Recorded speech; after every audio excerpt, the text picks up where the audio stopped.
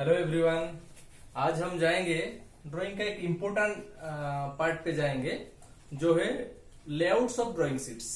Layouts of drawing sheets एक important इसलिए बोल रहा हूं क्योंकि कोई भी ड्राइंग करने से पहले एक पर्टिकुलर एरिया चाहिए जिस एरिया में हम ड्राइंग करें और उसका पर्टिकुलर कुछ इन्फॉर्मेशन उस शीट में मौजूद रहे।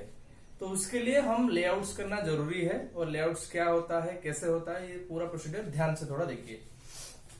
तो हमने इससे पहले पढ़ा था पेपर साइज, जो पढ़ा था A0, A1, A2 up to A5 तक पढ़ा था। तो उसी पेपर साइज में कोई एक सीट को ले लेते हैं और दूसरा जो सीट है, दूसरा भी जो पिक्चर आएगा उसको हम बाद में डाल देंगे। तो एक सीट का हम ड्रॉ कर लेते हैं इधर कम से कम। तो इसमें लेआउट और टाइटल वर्क वगैरह कैसे करना है, कैसे प्लेस करना है, कौन क्या डायमेंशन रहेगा, सब कुछ यहीं पे रहेगा। तो layouts,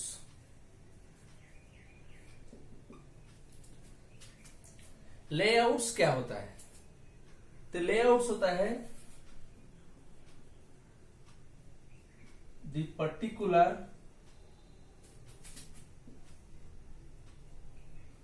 procedure of arrangement, procedure of arrangement of किसका अरेंजमेंट करना है? जैसे बहुत सारा इंफॉर्मेशन इसमें रहता है। Arrangement of trim size, margin, उसके बाद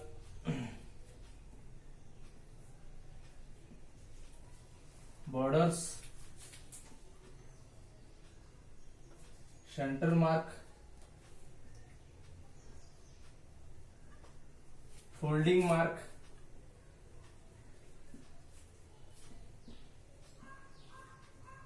ओरिएंटेशन, टाइटल ब्लॉक, एटसेट्रा कर देता हूं और जो है वो डिस्क्रिप्शन में आ जाएगा।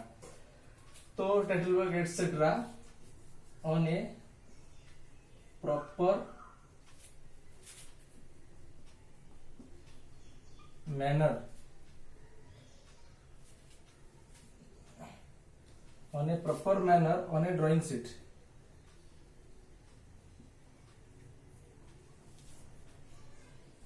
आप उसमें A0 to A5 कर सकते हैं। Drawing sheet is called layouts. ये तो डेफिनेशन है जिसको इसलिए मैंने लिखा कि क्या क्या रहता है उसमें। जैसे ट्रिम साइज दिखाना है, उसमें मार्जिन दिखाना है, बॉर्डर दिखाना है, centre mark, folding mark, orientation, title block, ये सब चीज उसमें आता है। तो ये सब चीज का अरेंजमेंट होके जो एक पर्टिकुलर डिफाइंड फिगर बनाते हैं उसको हम बोलते हैं लेआउट। तो उसके बाद जाएंगे एक एक करके। पहले लेआउट कैसे करते हैं वो प्रोसीजर देख लेते हैं।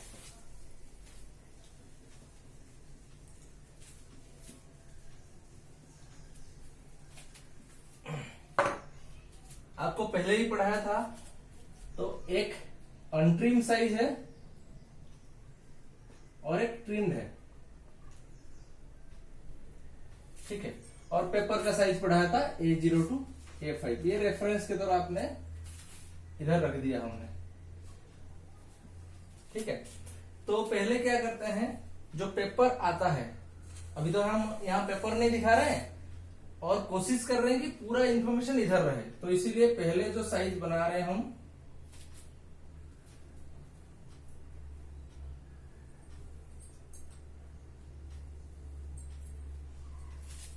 ये जो है अनट्रिम साइज है।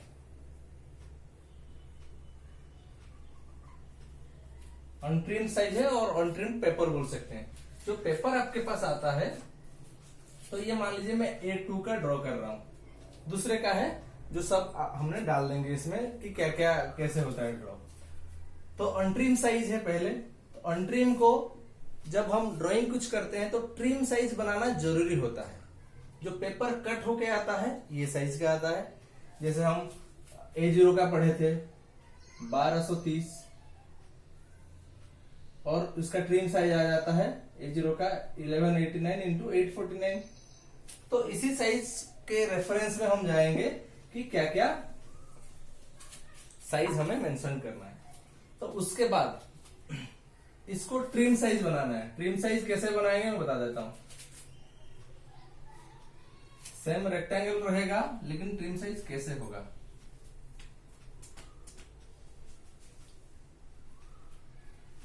इसको हम बोलते हैं ट्रिम साइज। वो पेपर पे अकॉर्डिंग फिक्स है, आपको वैल्यू दिया हुआ था पहले वाले लेक्चर में, देख लीजिएगा, जहां पर हम सीट्स के बारे में या ड्राइंग पेपर के बारे में पढ़ रहे थे, सीट के साइज वगैरह, उसमें मेंशन है। आप जो ड्राइंग कर रहे हो, जैसे A2 का कर रहे हो तो A2 का पेपर साइज करना है आपको। वो तो आपको बाय डिफॉल्ट यहां से कितना लेना है, ये साइज। इसी से कैसे डिफाइंड होगा कि ये पर्टिकुलर एरिया हमें ड्रॉ करना है। ये पर्टिकुलर एरिया मान लीजिए आप A0 करते तो 11, 89, 849 ऐसे होता। अगर A2 का करते वैसे इसी रेशियो में आपका कम करते जाते। तो ये हम मिटा देते हैं। अब ये एक पर्टिकुलर लेआउट साइज हो गया। और उसके बाद ये हो गया ट्रिम साइज। ट्रिम साइज के बाद ये जो पोर्शन हो जाता है,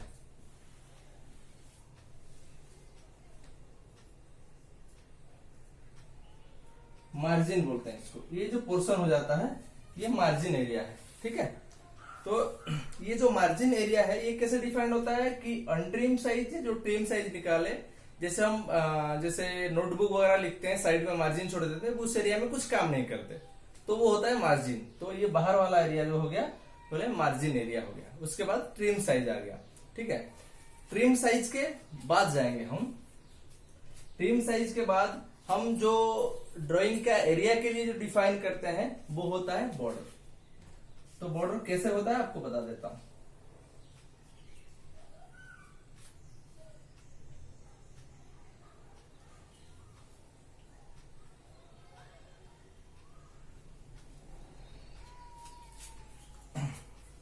ये होता है बॉर्डर।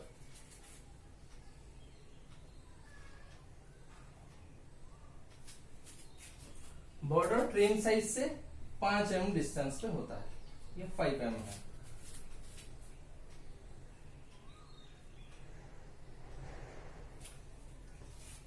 यहां मेंशन नहीं करता हूं अभी, आपको और एक साइज बता के यहां मेंशन कर दूंगा इसको। तो ये बॉर्डर जो होता है ये तरफ, सारे तरफ से, यहां से यहां से यहां से, तीनों तरफ से 10 mm रहता है। ट्रिम साइज से बॉर्डर 10 mm, ये भी 10 mm और ये भी 10 mm, ठीक है। बॉर्डर किस लिए ड्राइंग किया जाता है? बॉर्डर जो होता है क्या होता है, ड्राइंग का बाउंड्री होता है। ड्राइंग का बाउंड्री मतलब उसी एरिया में, इसी पर्टिकुलर एरिया को बोलते हैं हम ड्राइंग एरिया, ठीक है।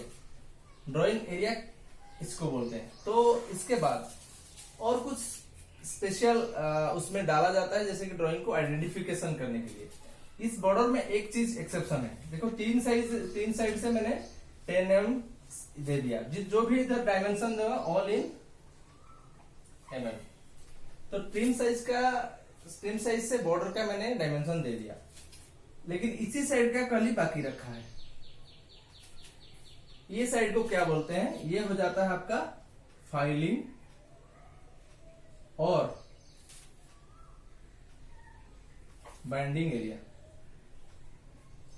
फाइलिंग और बाइंडिंग एरिया रहता है। ये इसलिए आपको दिख रहा होगा ये ज्यादा है, इससे ज्यादा है। क्यों? इसमें अगर फाइल कर रहे हो, कोई होल करके करना चाहता हो, कोई क्लिप लगाना चाहता हो, तो इतना पोर्शन तक यूज कर सकते हैं आप। तो इसीलिए यहाँ पर फाइलिंग और बाइंडिंग एरिया दिया जाता है। तो ये क्या, एक पर्टिकुलर डायमेंशन होता है, जैसे A0 एंड A1, इसके लिए ए हो जाता है 40 mm और सारे A2 to A5 ये होता है 20 mm। तो अभी हम मान लीजिए A2 लिखा है तो इधर ड्रॉ कर देते हैं 20 mm।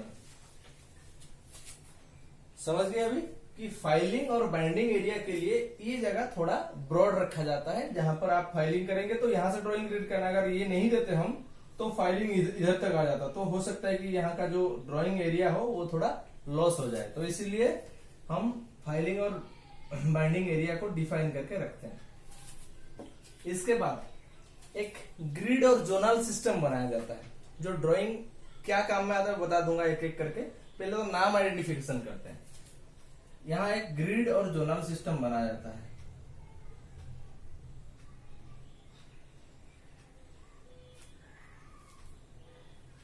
ये ड्राइंग का जो एरिया है उसके जस्ट एडजेसेंट में बनाया जाता है, और यहाँ का डायमेंशन भी दे देते हैं। ये 10 mm था तो ये दोनों 5-5 mm हो जाता है। मतलब ट्रिम साइज से ग्रिड और रेफरेंस एरिया का जो बाउंड्री है वो 5 mm है, उससे 5 mm है हमारा बॉर्डर, तो ये टोटल 10 mm होता है ऐसे। ठीक है, तो इसको ही फॉलो करना है। तो ग्रिड और रेफरेंस लाइन क्यों होता है और कैसे होता है बता देता हूं आपको। कुछ पर्टिकुलर में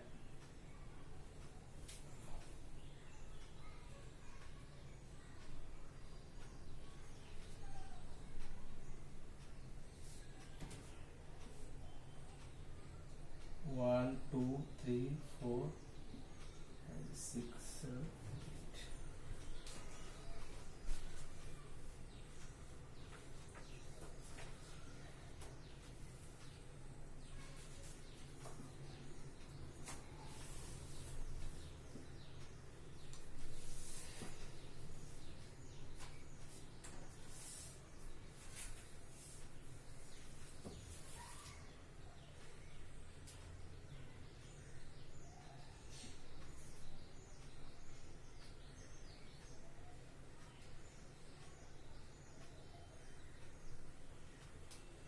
ये जो है आपको बताता हूं ये सब क्या है। हम अभी जा रहे थे ग्रिड और जोनल सिस्टम। ग्रिड और जोनल सिस्टम जिससे मैंने ड्रॉ किया, हर साइड है और इधर हम टाइटल ब्लॉक ड्रॉ करते हैं।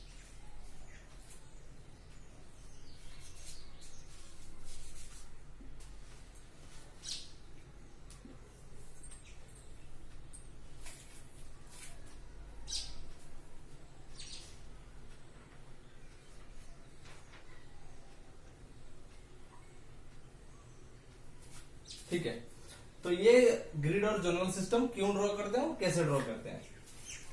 ग्रिड और जोनल सिस्टम पर्टिकुलर, जैसे मान लीजिए मेरा एक यहाँ पर रेक्टेंगुलर ड्रॉ किया हुआ है।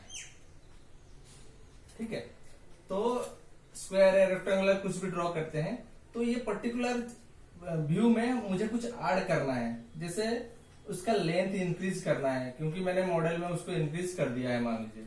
तो इसी एरिया का जो भी एडिशन और सब्सट्रैक्शन करते हैं, तो इसीलिए ये जोनल सिस्टम का यूज करते हैं। क्यों यूज करते हैं, ये जोनल ऐसे, ये कौन से जोन में है उसको इंजीनियर को हम आइडेंटिफाई करके दिखाते हैं कि इसी एरिया में हमें कुछ काम करना है पर्टिकुलर। ऐसे नहीं कि यहां पर ड्रॉ कर दिया है और हम लिख दिया कि G5 होने से क्या हो जाएगा, इसी एरिया में आ जाएगा। तो इसी एरिया में जो मिस्टेक है या कुछ एडिशन है वो उसको फॉलो करेगा। तो इसीलिए पर्टिकुलर लोकेशन के लिए ये जोनल सिस्टम बनाया जाता है। तो इजीली आइडेंटिफिकेशन, अल्टरनेशन और एडिशन कुछ करना है, तो उसके लिए ये ग्रिड और जोनल सिस्टम बनाया जाता है। और उसके बाद ऐसे सब फोल्डिंग मार्क दिया जाता है ड्राइंग में, पर्टिकुलर सीट साइज के हिसाब से मैं यहाँ रफली दे रहा हूं। फोल्डिंग मार्क किस लिए दिया जाता है कि फोल्डिंग, पेपर का फोल्डिंग के लिए। ठीक है, और सेंटर मार्क किस लिए दिया जाता है, पेपर का सेंटर मार्क 4 रहता है, पेपर का सेंटर आइडेंटिफाई करने के लिए कि आप कौन से लोकेशन में ड्राइंग कर रहे हैं। और एक एडिशन है यहाँ पर ओरिएंटेशन मार्क, आप ड्राइंग कहाँ से रीड कर रहे हैं। जैसे मैंने भेज दिया करके, लेकिन वो भी समझना चाहिए कहाँ से रीड करना है। तो एक एक करके सबको जाते हैं। ये थोड़ा अच्छे से देख लीजिए। बाहर वाला है अनट्रिम, यहाँ मैंने बताया अनट्रिम साइज, उसके बाद अनट्रिम को ट्रिम किए, जो बीच वाला पोर्शन हो गया उसके आज मार्जिन हम लेफ्ट किए। उसके बाद हमने सीधा आ गया बॉर्डर पे, जो ड्राइंग का एरिया जो बनाते हैं टाइटल ब्लॉक छोड़ के, वो हो जाता है ड्राइंग का एरिया, और उसका सराउंडिंग जो है ये हो जाता है बॉर्डर, जहां से हमारा एक्चुअल काम शुरू होता है। और बॉर्डर के बाद जो 5 में हमने ग्रिड सिस्टम और जोनल सिस्टम बनाए हैं, ग्रिड रेफरेंस सिस्टम बोलते हैं उसको जोन में डिवाइड किया जाता है। जब जोन में डिवाइड करके जिसको आइडेंटिफिकेशन के लिए बोलते हैं, इसलिए जोनल हो जाता है ये।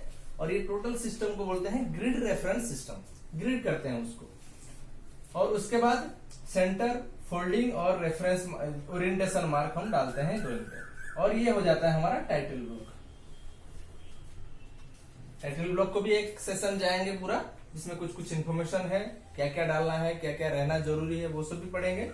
अभी इसका जो हमने लिख दिया है उसको हम डिफाइन करते हैं कि क्या है।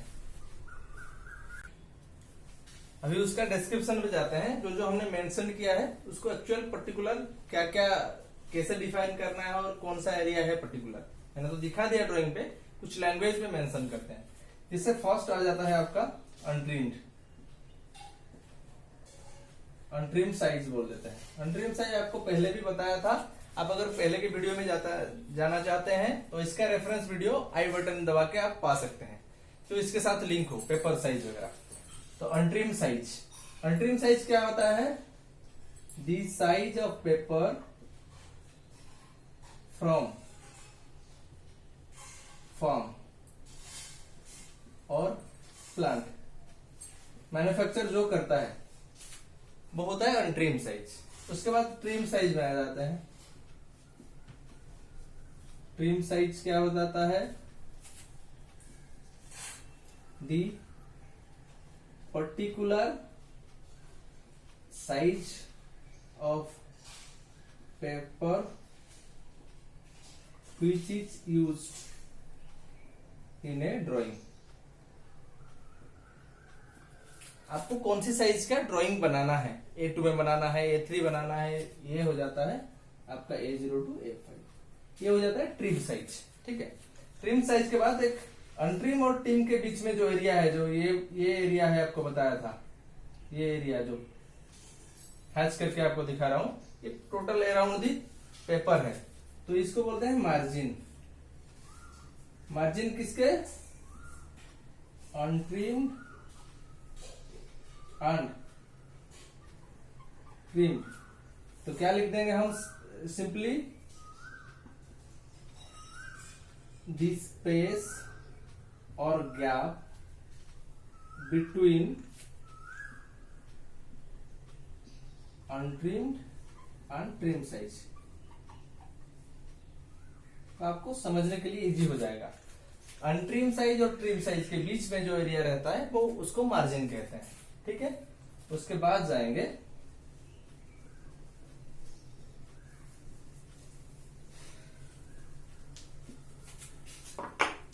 उसके बाद बॉर्डर जाते हैं। बॉर्डर जो वर्ड है आपने सभी लोग जाना होगा, जैसे ये पाकिस्तान हो गया, ये इंडिया हो गया, इनके बीच एक लाइन हमको डिफाइन करनी है, जैसे LOC डिफाइन होता है। तो इंडिया का बॉर्डर कहां तक और पाकिस्तान का बॉर्डर कहां तक, तो ये तो एक ही लाइन आएगा जहां तक इंडिया और पाकिस्तान का बॉर्डर है एक्चुअल। लेकिन ये बॉर्डर नहीं कहलाता। बॉर्डर कैसे कहलाता है? पाकिस्तान मान लीजिए 1 फीट छोड़ दिया, इंडिया 1 फीट छोड़ दिया, तो यहां पर एक जो बाउंड्री बनाया जाता है, ये बाउंड्री इंडिया का बॉर्डर लाइन हो गया, ये पाकिस्तान का। मतलब जहां से वर्क स्टार्ट होता है, इंडिया यहां से काम कर सकता है, यहां से नहीं। पाकिस्तान यहां से काम कर सकता है, यहां पर नहीं। ये दोनों अनयूज्ड स्पेस है। ठीक है, तो इसी को बॉर्डर कहते हैं। तो जहां से एक्चुअल वर्क शुरू होता है, तो एक्चुअल वर्क ड्राइंग में कहां से शुरू होता है? इधर से। ये जो बीच वाला व्हाइट स्पेस देख रहे हैं खाली, वो बॉर्डर है। तो ये लाइन को बोलते हैं बॉर्डर लाइन। ठीक है, तो ऐसे डिफाइन करते हैं, जैसे इजीली याद रहे, जहां से एक्चुअल वर्किंग स्टार्ट होता है, यहां से हम वर्क कर सकते हैं, यहां पर कुछ नहीं लिख सकते। ठीक है, तो वो है बॉर्डर लाइन। तो कैसे बोलेंगे? The actual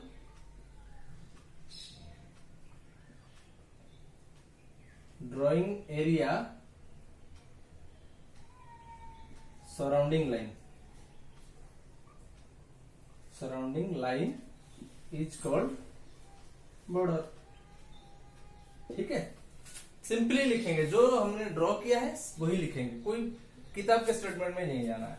the actual drawing area, जो एक्चुअल ड्राइंग एरिया है सराउंडिंग लाइन में जो ड्राइंग एरिया को डिफाइन करता है इज कॉल्ड बॉर्डर। तो बॉर्डर लाइन कैसे ड्रॉ करते हैं आपको बताया था। जैसे A0 और A1 ये लेफ्ट साइड से हमने 40 mm छोड़ते हैं, किसके लिए, A0 और A1 के लिए, और A2 to A5 सीट के लिए 20 mm छोड़ते हैं। जो पर्टिकुलर ये एरिया है यहां से यहां बॉर्डर ये हो गया, तो ये हो गया आपका ट्रिम साइज। तो इन दोनों के बीच ये जो डिस्टेंस है ये 40 होगा या 20 होगा, वो पेपर साइज के ऊपर डिपेंड करता है। ठीक है, तो इसको हम गलती नहीं करेंगे, खाली ओनली लेफ्ट साइड से, और सारे साइड से 10-10 mm छोड़ रहे हैं। ठीक है, तो वो मेंटेन करना है प्रोसीजर। और उसके बाद जो ग्रिड रेफरेंस लाइन है वो बता देता हूं क्या है। उसके बाद ग्रिड रेफरेंस लाइन या सिस्टम लिखते हैं, ग्रिड रेफरेंस सिस्टम। तो ग्रिड रेफरेंस सिस्टम क्या है, the blocks provided on the surrounding of the border line. किस लिए, या जोन सिस्टम को डिफाइन करने के लिए। The blocks provided on the surrounding, that is outside of the border line is called grid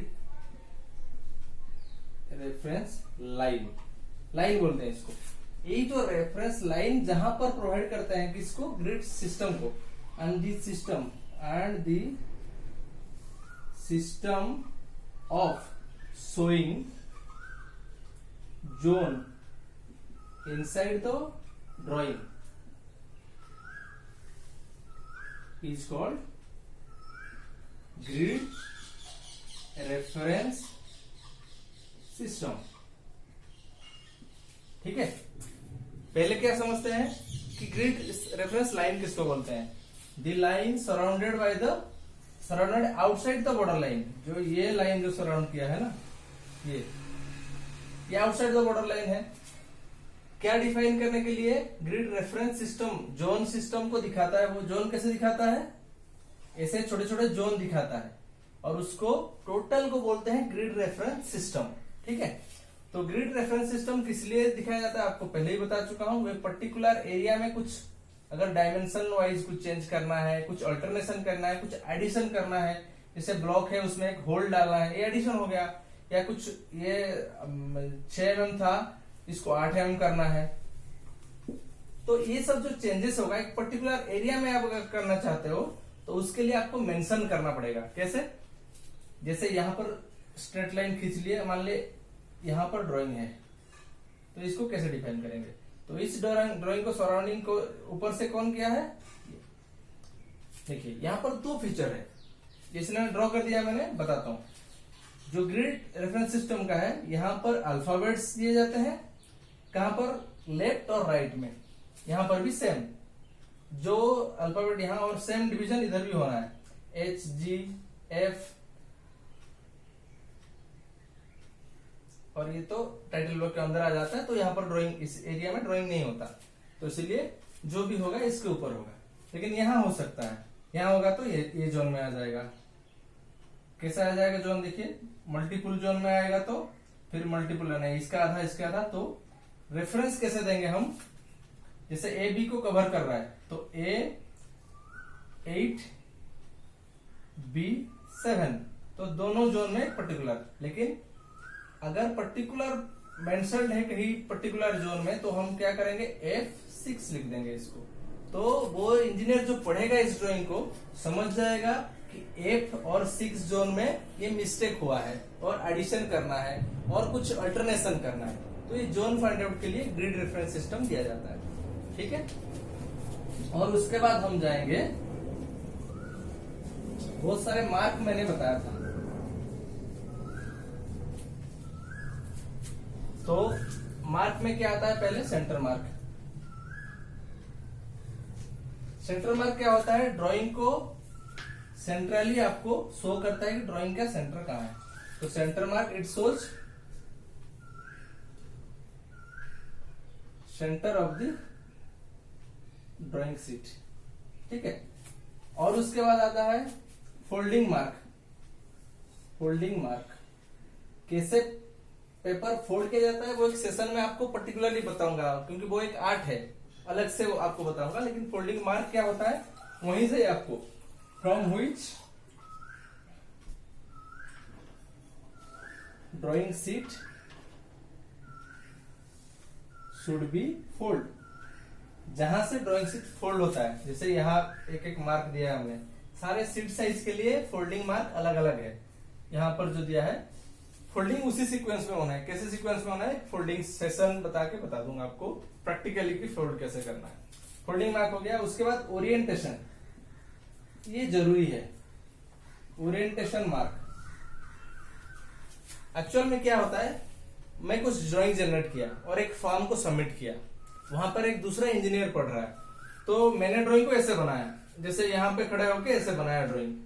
लेकिन उसको कैसे मालूम पड़ेगा कि मैंने ऐसे बनाया? वो सीट को ऐसे घुमा देगा 90 डिग्री और वहां से पढ़ना शुरू कर देगा, तो गलत हो जाएगा। तो इसीलिए ओरिएंटेशन मार्क इसीलिए दिया जाता है। ओरिएंटेशन मार्क इसको बोलते हैं। ड्राइंग को कैसे पढ़ना है, खड़े होना है ऐसे और ऐसे डायरेक्शन में आपको देखना है। मतलब ये लेफ्ट साइड है और ये बॉटम है, ये समझ आना। अगर यहां देता तो ये राइट साइड है, कहीं पे भी 2 मार्क देना है, एक साथ 4 मार्क नहीं देना है। मुझे डिफाइन कर देना है कि ये लेफ्ट साइड है और राइट साइड है। तो इसीलिए ड्राइंग का लेआउट तो फिक्स है, लेआउट के हिसाब से ये लेफ्ट है ये बॉटम है, तो ऐसे ही उसको फॉलो करना पड़ेगा इंजीनियर को, ठीक है। तो ये ओरिएंटेशन मार्क होता है। तो mark from which the engineer able to identify the side of the sheet for reading। तो कहां से आप उसको रीड करना है वो डिफाइन करने के लिए हम ये ओरिएंटेशन मार्क डालते हैं। तो ये जो टीचर मैंने बताया ये रहना ही रहना है, ये सारे ड्राइंग में, प्रोडक्शन ड्राइंग में आपको रहना है, क्योंकि उसको आप इजीली आइडेंटिफाई करना, इजीली चेंज करना, कुछ एडिशन करना और जोनिंग सिस्टम का पता होना चाहिए, पर्टिकुलर साइज मेंशन करना है। तो ये सारे सब BIS से डिफाइंड है। ये सब ड्राइंग का जो भी है सारा BIS रेकमेंड करके बनाती है, ऐसा नहीं कि मन चाहे बना दे। तो सारा सीट साइज, सारे जो भी डिस्टेंसेस हमने मेंशन किया है सारा BIS रेकमेंड करता है।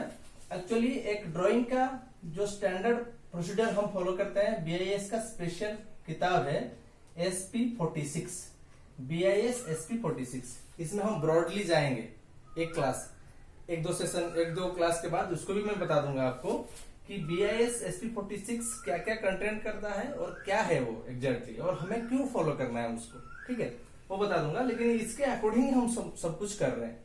तो ये था आपका लेआउट्स ऑन ड्राइंग शीट्स। उसके बाद हम जाएंगे टाइटल ब्लॉक सेशन में।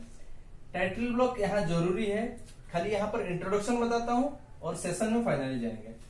टाइटल ब्लॉक किस लिए जरूरी है, जो हमने कंटेंट यहाँ बनाया उसका सारा इंफॉर्मेशन टाइटल ब्लॉक में डालना है। तो ये हर बार ड्राइंग शीट के जो ड्राइंग शीट हम डिफाइन करते हैं उसके bottom, right hand bottom corner में प्लेस करना है। इसको आप यहां नहीं ड्रॉ कर सकते, यहां नहीं ड्रॉ कर सकते, यहां नहीं ड्रॉ कर सकते।